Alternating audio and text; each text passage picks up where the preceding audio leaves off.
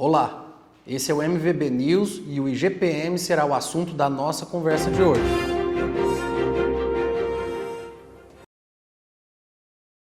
O IGPM encontra-se atualmente no centro da discussão por ter encerrado o ano de 2020 com uma alta acumulada de mais de 23%, sendo essa a maior variação anual do indicador desde 2002. Tal fato, somado à crise decorrente da pandemia do Covid-19, tem impactado sobremaneira os custos das atividades empresariais, especialmente os contratos de locação. Dessa forma, muito se tem discutido sobre a possibilidade de substituição de tal índice por outro que represente apenas uma recomposição da moeda e não ocasione um desequilíbrio a uma das partes contratantes. No atual cenário de crise econômica, aumento de desemprego e redução significativa da renda da população, é praxe buscar alguém ou algo para colocar a culpa, e o IGPM tem sido um dos vilões da vez. Entretanto, antes de mais nada, é preciso entender que o IGPM não passa de um índice, dentre vários utilizados pelo mercado, e apenas calcula aquilo que lhe é proposto. O IGPM foi criado no final dos anos de 1940 pela Fundação Getúlio Vargas, para medir o movimento dos preços de forma geral e, por isso, tem o objetivo de ser mais abrangente que outros índices do mercado. Após o seu surgimento, a utilização do IGPM em diversos contratos se popularizou, em razão da hiperinflação existente na época, de modo que os agentes de mercado se viram obrigados a recorrer a indexadores de inflação calculados por entidades privadas confiáveis para protegerem seu poder de compra.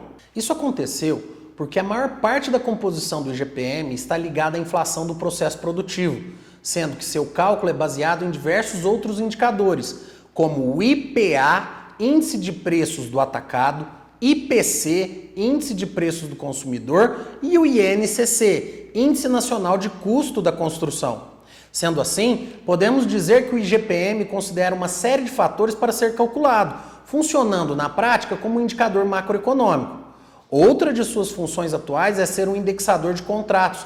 Tanto é assim que o IGPM é popularmente chamado de inflação do aluguel, uma vez que, em regra, os contratos de aluguel têm o IGPM como base.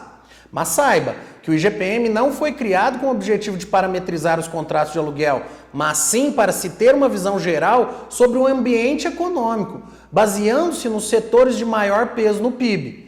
Por isso, em seu cálculo, considera os aspectos do produtor, das famílias e da construção civil. Mas, como existe desde 1947, o índice foi se consolidando como referência de reajuste dos aluguéis, especialmente em um cenário de inflação descontrolada.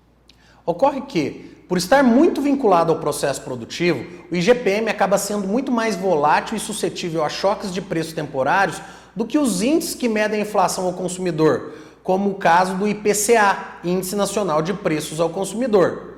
Conforme mostra o gráfico aqui da tela, enquanto o IGPM fechou o ano de 2020 com uma alta acumulada de 23%, o IPCA apresentou um acumulado em 12 meses de 5,45%.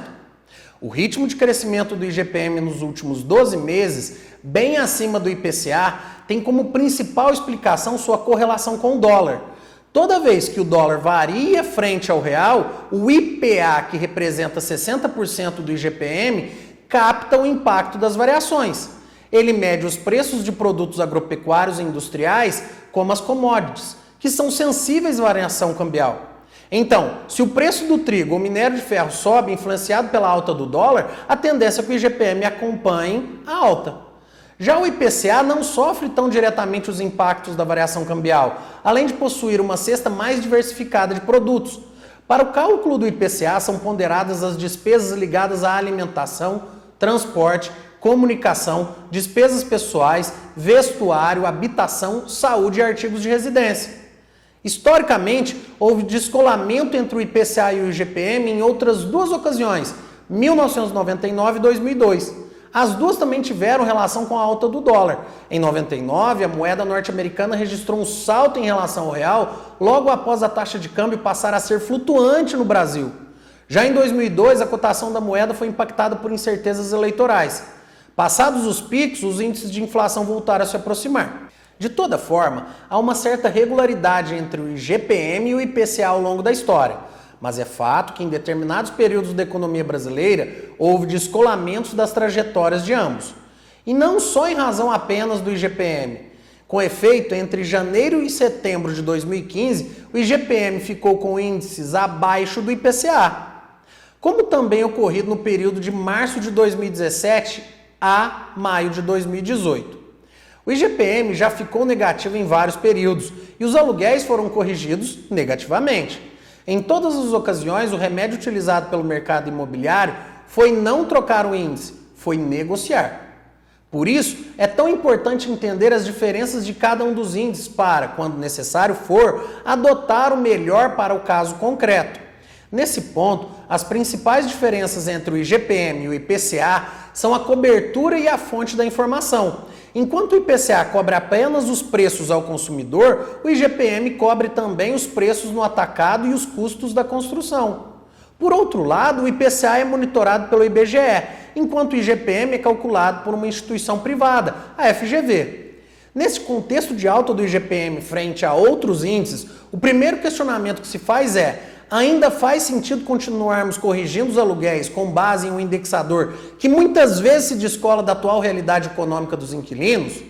Com o fantasma da hiperinflação distante e considerando que a composição do IGPM é muito ampla, sendo diretamente impactada pela variação cambial, me parece ser cada vez mais inviável ter por regra a utilização de tal índice para a correção de aluguéis. Tanto é assim que muitos lojistas fortemente impactados pela crise causada pela pandemia do Covid-19 têm recorrido ao Poder Judiciário para revisar os contratos de locação e, com isso, alterar o índice de reajuste dos aluguéis. Inclusive, conhecidas empresas do ramo imobiliário já têm buscado promover o IPCA como indexador oficial dos contratos de locação, em substituição ao IGPM. Por ser menos sensível ao choque de preços específicos, o indicador de inflação calculado pelo IBGE costuma captar melhor os efeitos de processos inflacionários, que se traduzem em aumentos contínuos e generalizados dos preços de bens e serviços da economia.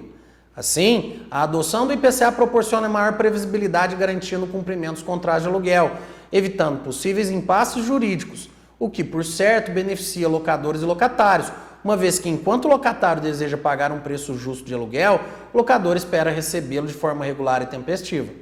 Entretanto, ainda que a tendência de substituição do IGPM se consolide, por certo que isso será feito de forma gradual, de modo que muitos contratos, especialmente os mais antigos, ainda continuarão a adotar tal índice como indexador do valor dos aluguéis.